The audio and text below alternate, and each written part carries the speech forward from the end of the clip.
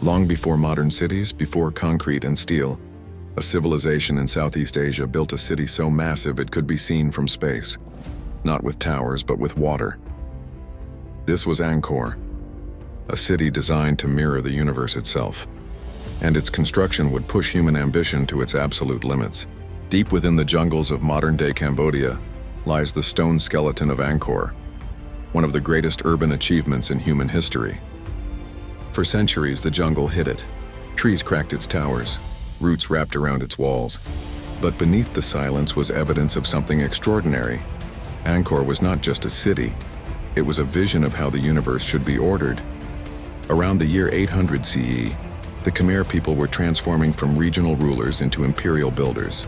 Their leader, Suryavarman II, declared himself a god king, not merely chosen by the gods but linked to them. This concept, known as Devaraja, fused political power with divine authority.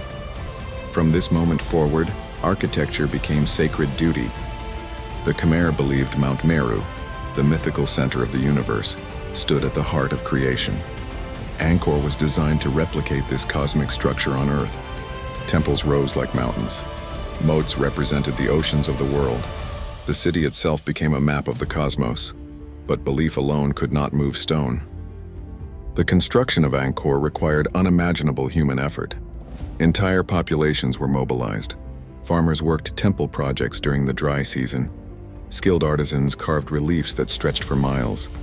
Engineers reshaped the land itself. Sandstone blocks weighing several tons were quarried far from the city. With no iron tools, no wheeled transport, and no draft animals capable of heavy hauling, workers relied on sleds, rollers, ropes, and human strength. The stones were cut so precisely that mortar was unnecessary, a level of craftsmanship rarely matched even today. At the same time, Angkor's builders were mastering something even more powerful than stone: water. Rainfall in the region was extreme. Months of floods followed by long droughts. Most civilizations struggled against this cycle. Angkor controlled it. Massive reservoirs known as barays stretched across the landscape. Canals redirected rivers, spillways regulated pressure. Water was captured during monsoons and released gradually during dry months. This system allowed multiple harvests per year, feeding a population that may have exceeded 700,000 people. Angkor became an agricultural machine. At its ceremonial heart rose Angkor Wat. Constructed in the early 12th century under King Suryavarman II, Angkor Wat was both temple and statement. Dedicated to Vishnu, it symbolized cosmic order and royal legitimacy. Its towers aligned with the sun. Its walls told stories of gods, wars, and divine kingship, carved into stone so memory could never fade. But beneath the beauty was strain. Expansion required constant labor. New canals disrupted old ones, forests were cleared, the system grew more complex and more fragile. Every part depended on every other part functioning perfectly. By the end of the 12th century, Angkor stood at its absolute peak, largest city on Earth, unmatched in engineering. Powered by belief, water, and human sacrifice. Yet quietly, the balance was shifting, and the city that mastered nature was beginning to lose control of it. By the 12th century, Angkor had reached heights of both beauty and complexity. Its temples touched the sky, and its population may have surpassed 700,000. But the city's true genius lay in its water system. The barays, enormous man-made reservoirs, stored water collected during monsoon seasons. Canals and channels directed this water across the sprawling city, feeding rice paddies and supplying entire districts. Some canals ran for dozens of kilometers, precise enough to prevent floods or droughts. This was no accident. The Khmer engineers studied rainfall, topography, and soil patterns to orchestrate a living, breathing water network. It required constant maintenance, clearing sediment, repairing embankments, and coordinating labor across thousands of workers. Every rainy season was a test. Every dry season was a trial. And yet for decades the system performed flawlessly. Angkor's farmers could grow multiple crops per year, supporting a thriving city and an empire built on abundance. But genius is fragile. Complexity without flexibility carries risk. The very system that fed the city also tied its fate to precise conditions. If canals clogged, reservoirs cracked, or rains failed, the city's lifeblood would falter. Meanwhile, Angkor's leaders continued ambitious construction. New temples were built to display divine authority, each larger than the last. Suryavarman II's Angkor Wat rose as a symbol of cosmic order, yet every stone added, every terrace raised demanded labor, pulling more people away from canal maintenance, fields, and logistics. Even the king's religious projects were carefully strategic. Alignments with the sun, inscriptions detailing victories, and carvings depicting gods reinforced the ruler's legitimacy. The message was clear. Angkor was a city both spiritual and political, a civilization operating on multiple levels of control. But control can be deceptive. Nature, population, and politics can all shift faster than a plan allows. While Angkor's water network excelled under careful management, it left no margin for error. A single prolonged drought or an unmaintained canal could ripple into disaster, an idea that would prove true decades later. At the same time, the city's scale demanded governance innovations. Administrators oversaw districts, labor rosters tracked workforce deployment, and taxes in the form of rice or service maintained the economy. Angkor's success relied not just on stone and water, but human organization, a delicate choreography that only functioned with constant vigilance. As Part 2 closes, Angkor's power appears absolute. Its temples dominate the skyline, its reservoirs flow, and its people thrive. But beneath this grandeur, pressure is mounting. The systems that sustain the city are growing fragile, and the seeds of decline are quietly taking root. The story of Angkor's water machine is a story of brilliance and of hidden vulnerability.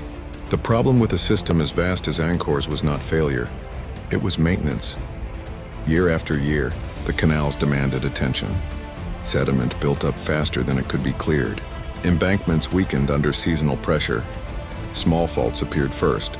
A misdirected channel here, a flooded field there. Issues manageable in isolation but dangerous in combination. And the climate was changing. The monsoon no longer followed predictable rhythms. Long dry periods stretched further than expected, then ended abruptly in violent rains. When water arrived too late, reservoirs stood half empty. When it arrived all at once, weakened channels collapsed under the force. The system had been engineered for balance, not extremes. As pressure mounted, the empire faced a quieter challenge: authority. The ideology that once bound Angkor together, divine kingship, was losing its grip. Theravada Buddhism spread across the region, shifting power away from god-kings and toward monastic communities. Monumental construction slowed. Labor once mobilized for state projects was no longer easily commanded. This mattered more than any invasion. Without centralized control, large-scale repairs stalled. Canals remained damaged longer. Fields went unmanaged. The water network, once Angkor's greatest strength, became increasingly brittle. Trade patterns also shifted. River routes that once fed Angkor's markets lost importance as coastal trade expanded. Wealth and influence followed the shoreline. Administrative centers began to move. What remained was a city still impressive in scale, but slowly hollowing from within. People did not flee, they relocated. Districts thinned, markets disappeared. Roads fell silent. As human presence faded, nature advanced, canals clogged. Reservoir edges collapsed. Rice fields reverted to wetland and forest. Angkor still stood, sacred, monumental, and vast, but it no longer functioned as an imperial machine. It was becoming something else, and once a city loses its purpose, the jungle does not wait. What remained of Angkor was no longer held together by force or ambition, but by habit. Temples still stood, rituals still continued. Monks walked paths once crowded with officials and laborers. But the rhythm of the city had changed. Where coordination once ruled, improvisation took its place. Repairs were made locally, not system-wide. Canals were patched, not restored. This was not collapse, it was erosion. Without centralized planning, the water network lost its balance. One failed channel placed pressure on another. One abandoned district meant fewer hands to maintain nearby infrastructure. Over time, the system stopped functioning as a whole and became a series of isolated parts. Nature filled the gaps quickly. Vegetation crept into unused waterways. Roots fractured stone embankments. Silt buried channels that had once carried life across the city. The jungle did not attack Angkor, it absorbed it. Angkor's scale, once its greatest advantage, now worked against it. A city built to operate at imperial capacity could not survive partial use. Too much depended on full participation, When people left, the system did not shrink, it failed. Still, the city endured in silence. Angkor did not disappear from memory all at once. Local communities remained. Monks preserved sacred spaces. The temples were never truly abandoned. They were simply no longer the center of power. By the time Angkor ceased to function as a capital, it had already transformed into something else. A place of memory, reverence, and decay. Stone by stone, the jungle reclaimed what human coordination could no longer sustain. And as Angkor faded from the world's awareness, it entered a long, quiet period. Hidden, misunderstood, and nearly forgotten. What survived was not the empire, but its shadow. And in the final part, we will see how that shadow was rediscovered, and why Angkor still matters to the modern world.